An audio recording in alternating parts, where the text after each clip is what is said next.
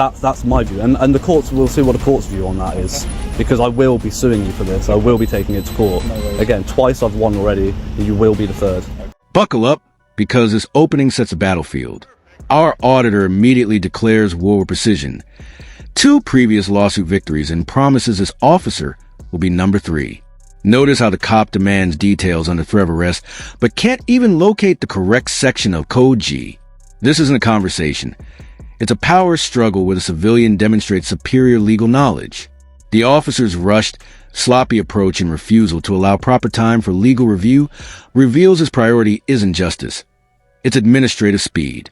This opening 30 seconds tells you everything about who knows the law and who's just wearing the uniform. The stage is set for a complete systematic takedown. Alright, so it'll all be on the helmet camera, guys, but so I've given them my name and address there, because Code G doesn't say anything about date of birth that I could see. Kept trying to rush me and threaten me with arrest if I didn't find the right section of Code G fast enough, because they have other jobs to get to. Well, I said, well, if you arrest me, it's going to take you longer than allowing me to find the right section of Code G, isn't it? And they won't be getting to other jobs, so they're better off just letting me have the couple of minutes that I need to find the right parts. You got any idea on you at all, sir? No, sir. Okay. Have you got any bank cards or anything that I can confirm that name with? Not on me, no. Okay. Are you going to be known to us in police systems? Yes. Lovely. Yes, this isn't the first time that I've been unlawfully, arrested actually. I've been unlawfully arrested twice now. Sued both times. Won both times. This will be number 3. I could have not given you my details and just taken the unlawful arrest, but I've got other places to be today. So,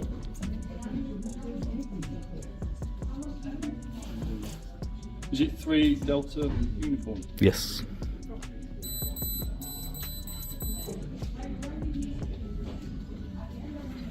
Yeah, my handwriting's not so good. Mine's not much better.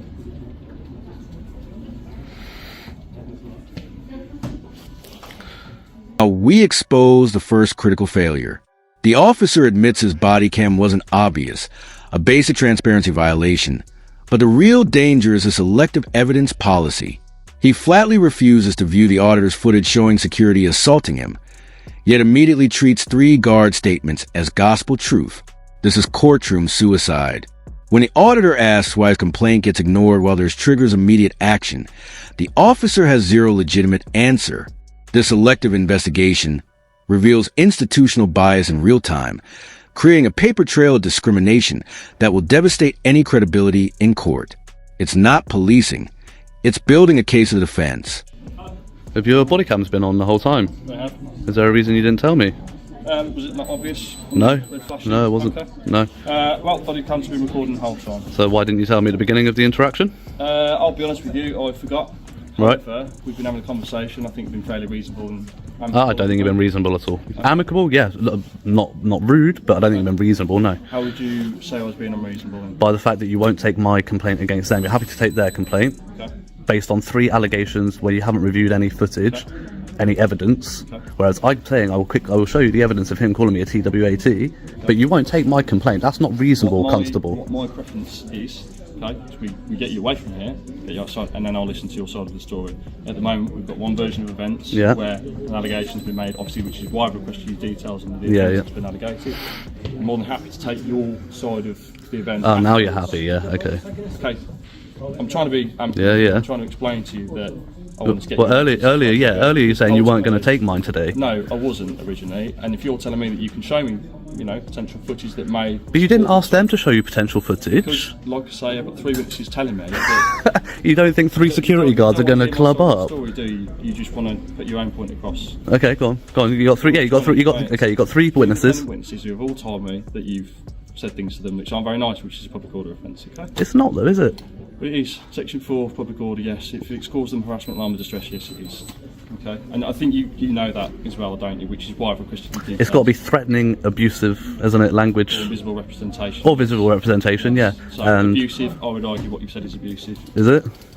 How do you know? And what have they told you that I've said? Like I say, if it does go that far, you can discuss that in an interview. Okay. If they make a formal complaint, you'll be invited into a voluntary interview. Okay. And the investigating officer can discuss that with you there. That's fine. Well, yeah, once we're done here, I'll show you the footage of him calling me a TW-80, and then I want you to come get his details as well and do the same thing with him. Here's where the legal wheels completely detach. The officer can't verify identity through a system. Fair enough. But instead of proper channels, he escalates to detention. When the auditor asks the killer question, "What legal power are you using to detain me?" the officer freezes, then deflects with, "I'm sure you can look it up." That's not how PACE works. Officers must articulate specific authority. The auditor already provided his details, yet the cop keeps moving goalposts. This footage captures potential false imprisonment in progress. A trained officer shouldn't need a citizen to teach him detention law. This gap creates absolute liability. Also, a member of the public that was in here earlier calling me a "see you next Tuesday" multiple times.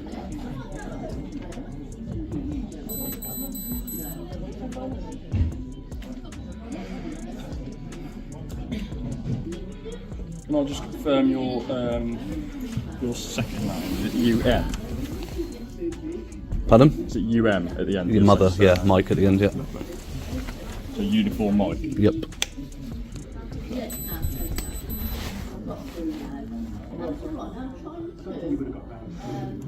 Okay, unfortunately, Dominic, you're not coming back on our systems at all. It might be because of your address where you're based. Try it with. If I can get your date of birth. Try it with that room 1. No, what I'm saying is because you're in West Mids, this is a Cambridge address, isn't it? Yes, yeah. So because you're in West Mids, we don't have access to Cambridge addresses or anything like that. So I can't confirm your address at the moment. But can you not call through to Cambridge and be like, I can literally give you somebody to contact at Cambridge who will confirm who I am. Would that be? I also can't confirm your name. Huh? I also can't confirm your name. What do you mean?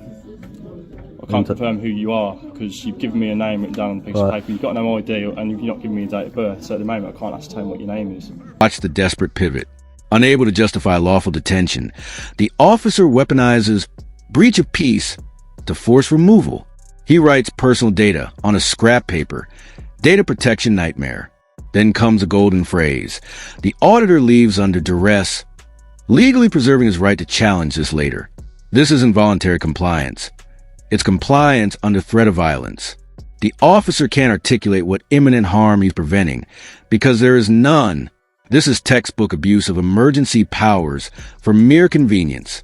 The data security violation combined with unlawful eviction creates a two-punch lawsuit that'll land hard.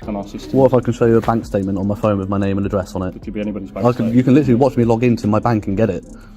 If we could just get your date of birth, that'd be a lot easier, to be honest. Give me a pen and paper then.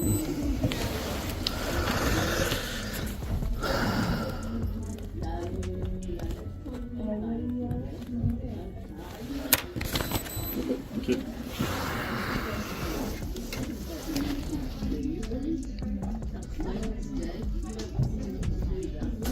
Am I detained at this point, by the way?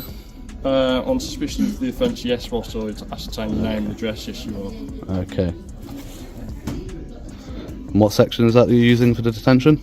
I don't know. I'm sure you can look it up on your phone. No, if you're going to detain somebody, you need to know what you're detaining them with. PC brand. I'll ask you again. What are you detaining me under? What section are you using to detain me?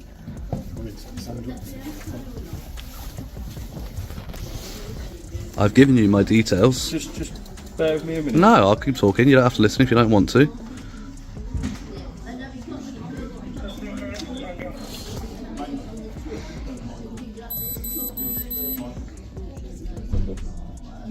You got me on there? I think we have, yeah. Yeah, there we go. Just confirm where you were born for me. You've got me on there, Constable. I've given you all my details. They all match up with the system that you've got on there, and I said I would be known to you. Here's the smoking gun that destroys any illusion of impartiality. After 45 minutes, the officer returns and admits he spent that entire time with security, yet still hasn't watched the auditor's footage. The exculpatory evidence sits untouched while he builds a case against the victim. When confronted, he claims checking footage is not proportionate. Think about that logic. 45 minutes with accusers is fine. 0 minutes with evidence is policy. This proves the investigation was never about truth. It was about processing a complaint quickly. That admission of selective investigation is a civil rights attorney's dream evidence.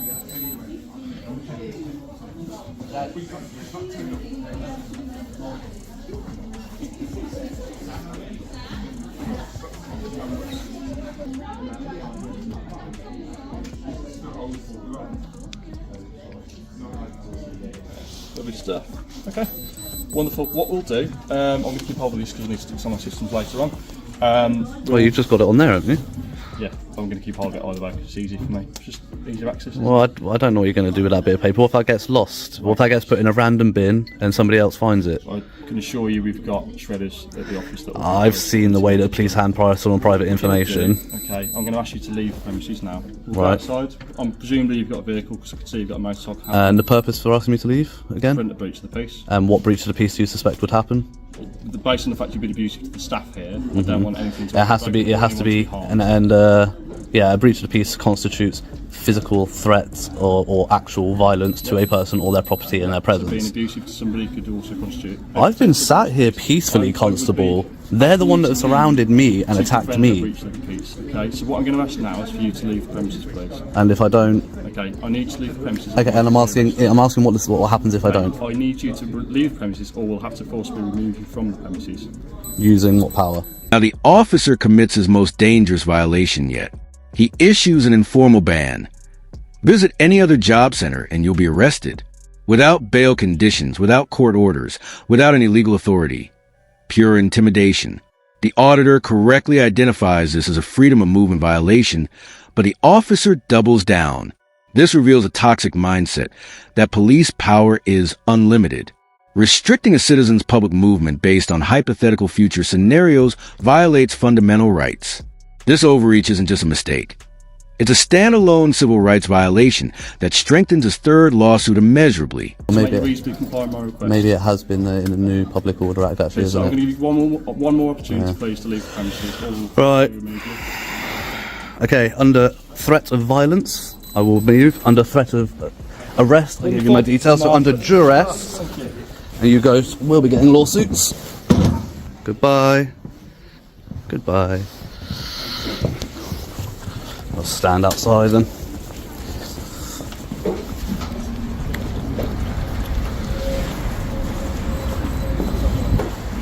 Right, a bit further away from me, please, and then we'll have a conversation.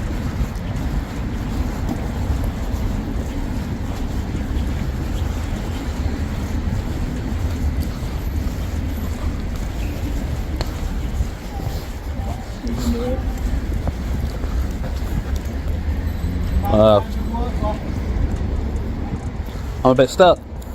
I'm gonna have to go up around.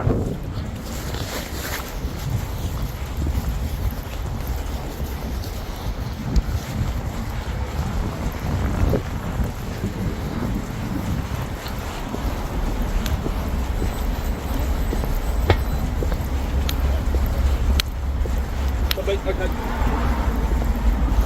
Right. Do you want to tell me your side of the story then? Well, as they said, I went in. I was recording from.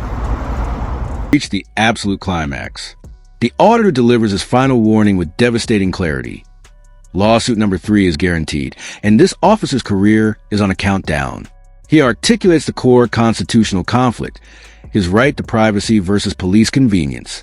The officer cannot justify why 45 minutes with security is proportionate, but checking exculpatory footage isn't. This isn't about one bad stop. It's about a system prioritizing case closure over actual justice. The auditor has built a bulletproof record of civil rights violations. When he says twice I've won, that's not a threat. It's a promise based on documented evidence. This officer just wrote his own termination letter. If you found this forensic breakdown helpful, make sure to smash that like button and subscribe for more real-world rights education. We'll see you in the next video.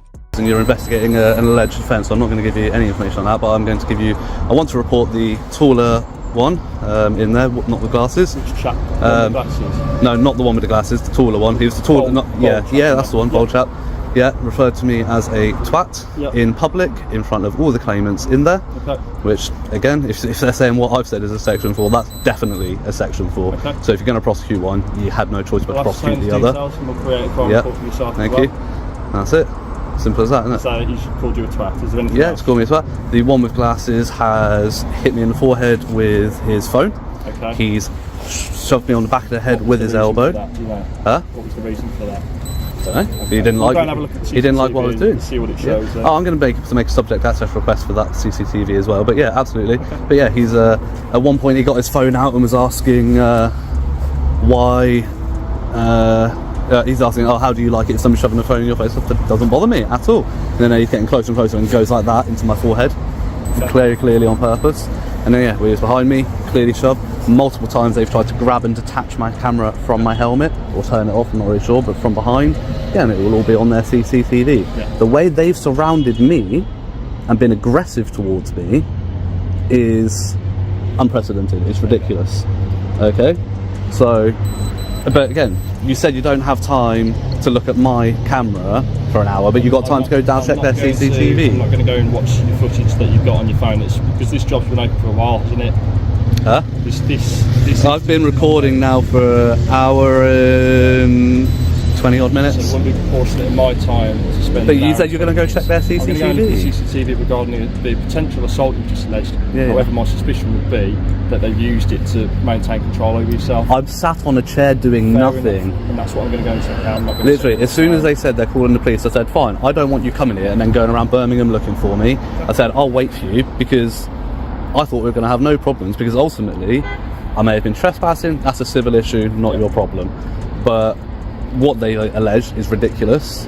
Okay, so once it comes back that that's false, right? There's no evidence to support it.